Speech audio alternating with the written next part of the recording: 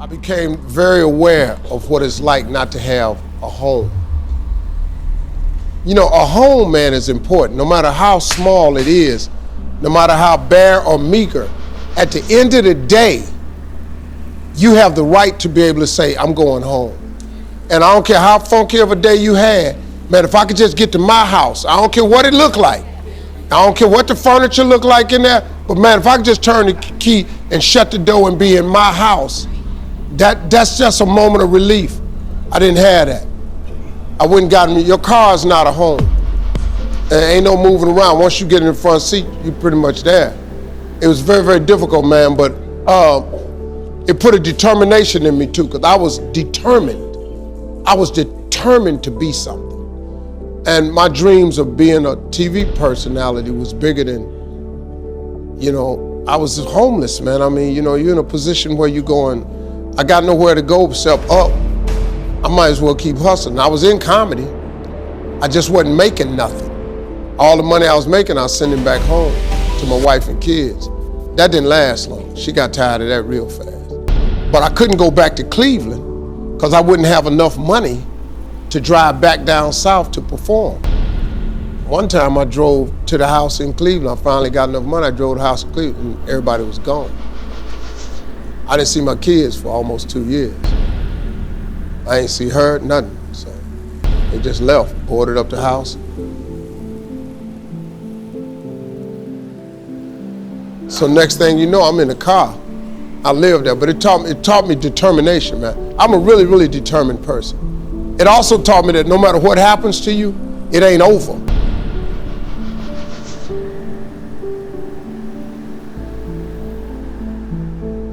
As long as God wakes you up, that means he ain't through with you yet. And if he wakes you up, you got a shot to correct it and get it right. And he kept waking me up.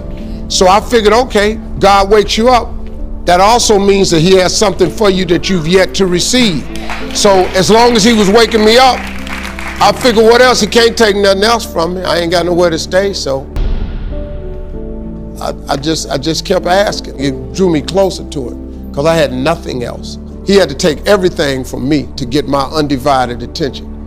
So he did it. He took it, stripped me down.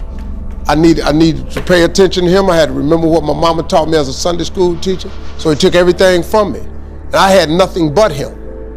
So I just talked to him all the time. I got real strong in that car. You know, I learned a lot of stuff in that car. I think humility was a thing that I learned.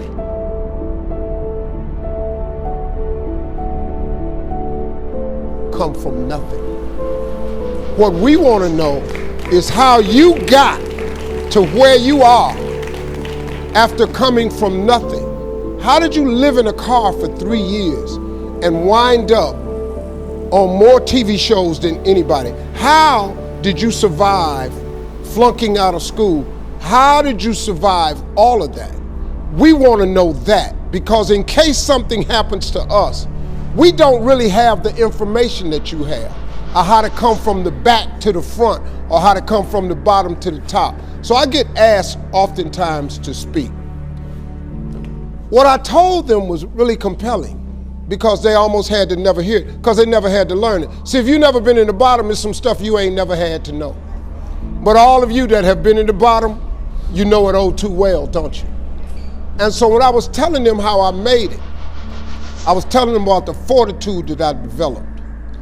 And then I told them about the faith that I had.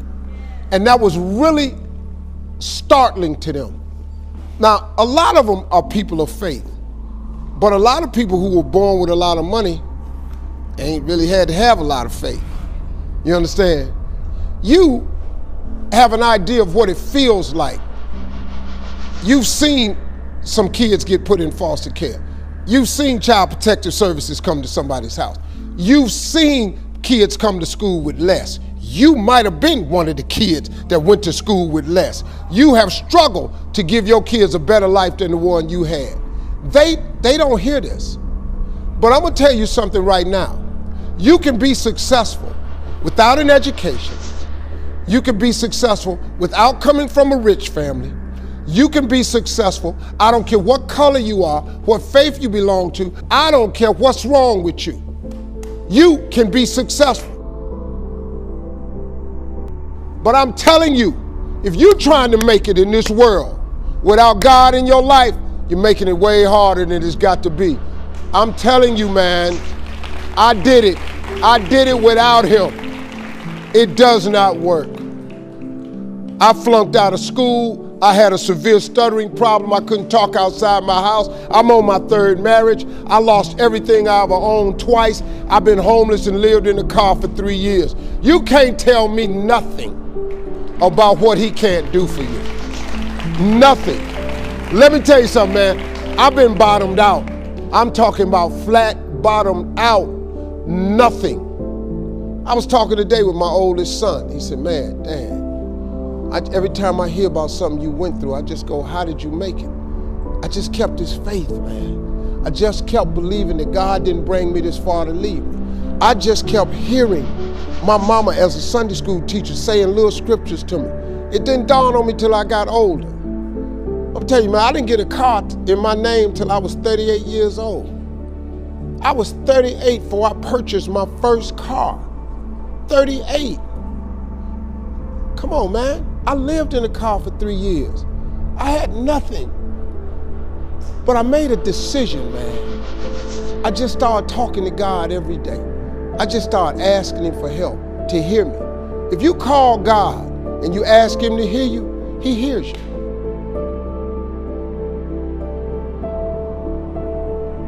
Don't let nobody fool you. Come by your house, knock on your door, talking about it ain't no God. You think because somebody say it ain't no God, you think that make it true? God is real, man. Where you think all this stuff come from? How you think this world got formed? How you really think that's cloud formation? Where you think the waterfall come from? Who made all them animals out there? Who you think make that sun come up every day in the east and set in the west? And it ain't nothing you can do about it. Who do you think make the wind blow? You can't do nothing with the wind. You can't stop time. Who does that? There is a higher power. There is a God. Listen to me. You better get in touch with him.